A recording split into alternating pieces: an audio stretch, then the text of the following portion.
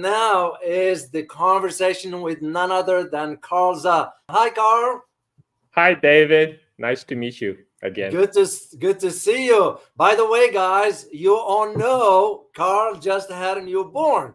I know. I'm gonna say congratulations on your behalf, guys. But I would like for you, if possible, to write your own congratulatory words for Carl. So just type in that in a chat box and send it. Those are the good vibes you're gonna send Carl. And now when his newborn grows up, Carl's gonna show them, say, "Hey, look what you got from some people." So I appreciate you guys for doing that. All right, Carl, let's get into it. And by the way, I do want to say thank you for, having newborn. It's a big event. Did a lot of changes and so forth. But I truly appreciate you carving out time for us here. Hey, by the way, no, Kevin, this is Carl's second baby. It's not the first. It's second. Somebody doesn't know. So anyway, let's get into this, Carl. I'd like to get your input since you are in the region. I'm sure you've heard about how the EU now is wanted to get into some sort of a security and economic partnership with Japan and South Korea. And this is not aimed at creating partnership. This is, in my opinion, aimed at encircling China, given that some European powers' naval assets were in South China Sea recently. And I'm referring to the Netherlands here. What do you make out of all that? Well, this is not what the Europeans really want. This is what Americans really want. Washington Right. wants to bring in all the assets of its vassal states in East Asia to confront China, because United States realize that today it alone is enough to contain China. Chinese economy in PPP terms is already larger than United States. China is a world's factory. China's a shipbuilding capability is about 50% of the whole world production, right? So U.S. Wow. Navy, whereas U.S. Navy now they are going to South Korea and Japan for help for the U.S. naval buildup to contain China. This is the dire strait of the U.S. industry after 30 years of hollowing out the industrial base in the United States. And the Wall Street deindustrialization of America is wildly successful. So now they realize, okay, all the production now is in China. How are we going to contain China? So they're trying to get all their ducks lined up, South Korea, Japan, and as well as all its client states in Europe. Now, Europe, what kind of security interest does Europe have in Far East Asia? For Europe, its primary interest is trade, and that is with China. But the EU has been infiltrated ever since its founding. I remember back in 2000 when EU just had its common currency. There were many articles in the U.S. media that they were really concerned that Europe is going to be like the third pole in the world. The EU, with all its economy combined together, rivals that of United States. So there was real concern in Washington back then. But what Washington did is they did what they do best, which is to infiltrate, to subvert. And now they have their own women, people like von der Leyen in EU. These von der Leyen, Baerbock, all these EU politicians, they have been groomed at a very young age through all these Atlantis institutions, and they've been groomed to take over. And we know von der Leyen does not speak for the people of Europe. Who's Baerbock anyway?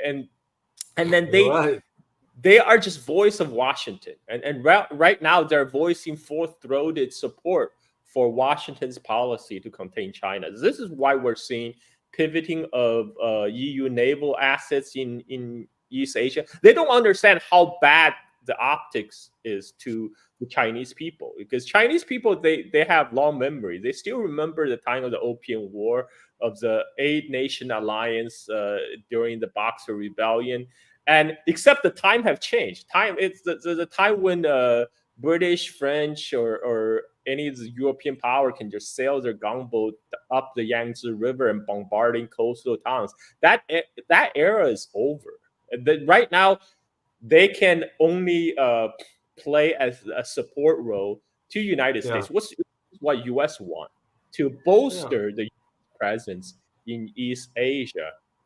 Again, a lot of it is symbolic because I mean, what EU naval asset we're talking about here, and you know we have Britain, right? Britain, they couldn't even handle their two aircraft carriers. You know, they keep on having so much problem with their aircraft carriers. So these people were expecting them to confront China, and even United States. U.S. Navy has lost many personnel in South China Sea. Now, this is before conflict even break out. You know, we're Starts. talking about Yeah. accidents, endless of accidents, and this is a state of the military, not just NATO, but in U.S. As well. So Yeah. this is all because the people politicians in Washington has this hegemony bug on their brain. They think they got to do whatever it takes to defend U.S. global hegemony Yeah. everywhere in the globe. But right now, since China presents the biggest challenge to the U.S. global hegemony, so China must be contained. This is what they have been doing. This have been moving all these pieces together to South Yeah. China, to East China Sea for many years now. Ever since Hillary Clinton pioneered his her pivot to Asia. You know, pivot to Asia is not pivoting economic investment. No. It's all No. about pivoting military hardware assets to Asia. But I, my take is that it's for Europe, it's a show of allegiance to United States, to Washington. You know, to send some symbolic support. Yeah. But in the on the China side of things, the China understand how this dynamic is played. That's why China has been inviting European leaders to visit China. Even von der Leyen came to China, and then China is showing everybody it's open to business. That's why recently China has extended visa-free policy to many European countries. You know, now if you're Okay. citizens of Ireland, Spain, Italy, France, Germany. You can go to China visa free for 30 days. And this is for people, for European people have a chance to visit China, to see the China without the filters and lens of the Western Yeah. media, and to realize China is not their enemy. Yeah. And I see your point, Carl, and spot on.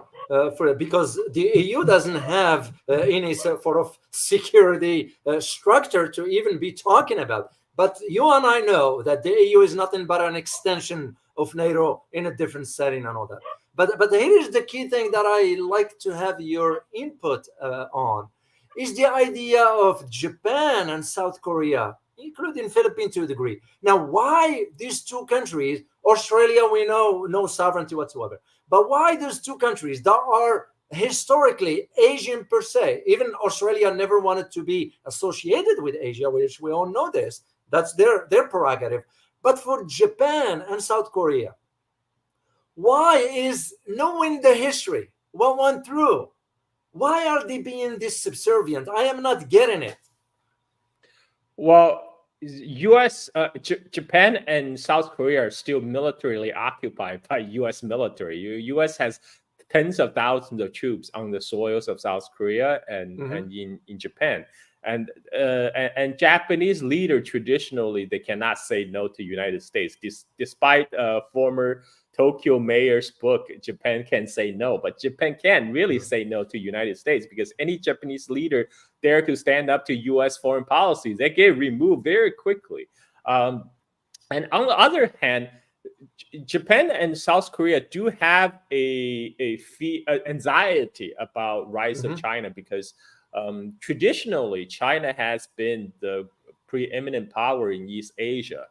That changed when the Europeans came a couple hundred years ago, in the last 150 years, and then now Japan and South Korea reoriented themselves toward Washington. This is a result of World War II and then Korean War. Mhm. But now they're in a situation where their security alliance is tied with United States, but their economic future is tied with China.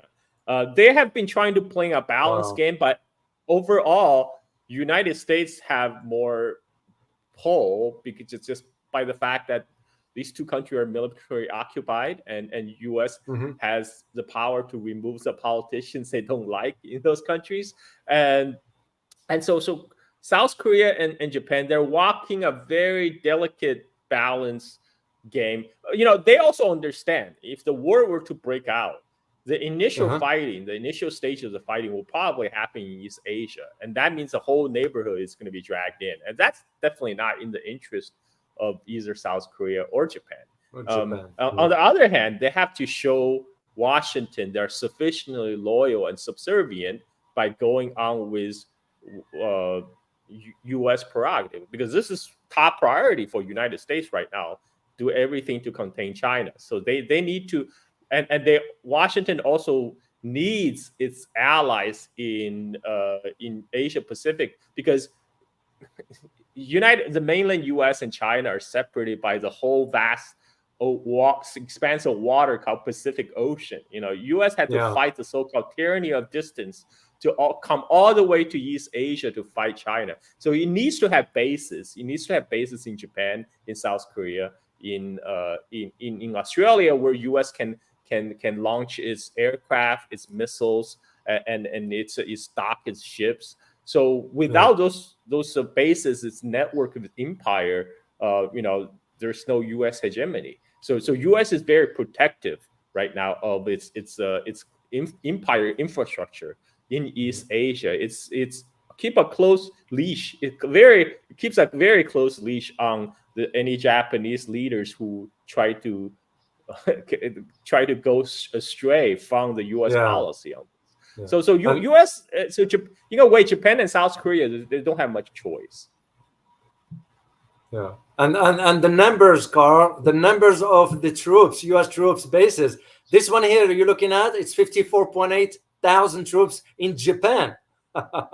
That's to me, it's alarming. South Korea has about 24.2 thousand troops.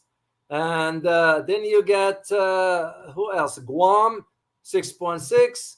And the rest of them is in Europe, in Germany, and so forth. And that explains it. That explains it. I'm just baffled and perplexed as to why the leaders of Japan and South Korea, Philippines, we know how Marcos Jr. is, but why they couldn't make the decision. And you well articulated that one, and it makes perfect sense. But speaking of the tyranny of the travel for the U.S. to go all the way to Asia, there was some scenarios where simulations, if I may use the term, were conducted in Pentagon. I was aware of it a few years ago, in which the Pentagon conducted about 18 scenarios or simulations. We lost 17 out of 18 to China. So that's, to me, it's a telling. When you run a simulation and you see the outcome, you should rethink. And I don't think so. We are ready to fight anyway. We don't This have is the. this is why there have been talks about deploying tactical nuclear weapons to East Asia recently in the U.S. national security circles, because they Mhm. realize they cannot win a conventional war The against China. war. So they have to go nuclear, because in terms of conventional capabilities, at one point, maybe 20 years ago, U.S. still have an edge. But now Chinese land-based missiles can cover most of the eastern half of the Pacific, and Chinese factories they're making those hypersonic missiles in automated factories. 24/7. It's robots. Robots can work 24/7, produce those missiles. I mean, United States cannot match those kind of No. production numbers, and so they thought, okay, well, we still got nukes.